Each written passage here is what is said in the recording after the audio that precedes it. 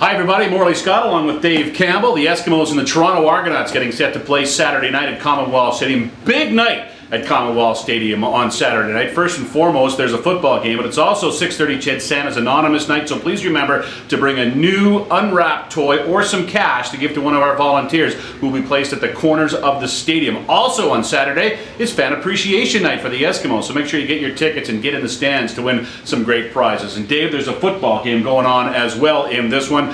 The Toronto Argonauts are a strange team, I think. Lots of injuries to key guys, but they're a pretty good football team, playing well through it. In fact, with Ricky Ray out of the lineup, they're 4-1. Well, that tells you that Jim Barker, their general manager, has done a good job of getting depth and getting good quality players behind the starters. Their depth has played very well, starting with Zach Caleros at quarterback, John Childs at wide receiver. So many names on defense, we'd be here forever. Jarius Norwood has been their fourth starting running back this year. Don't know if he'll play or not.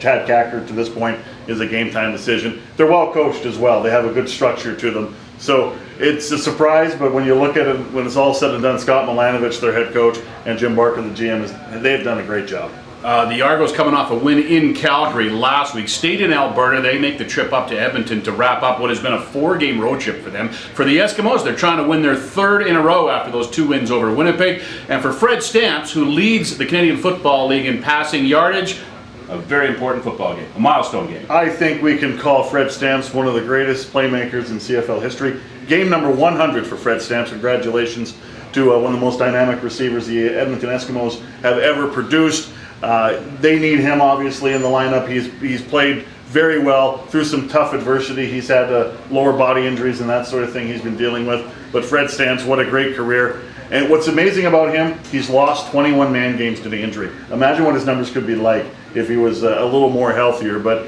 congratulations to Fred Stamps, and hopefully we see him for a few more years. He's missed 1 game this year due to injury, but he's already got 9 touchdowns. His next touchdown will be his career high mark for touchdowns in a season.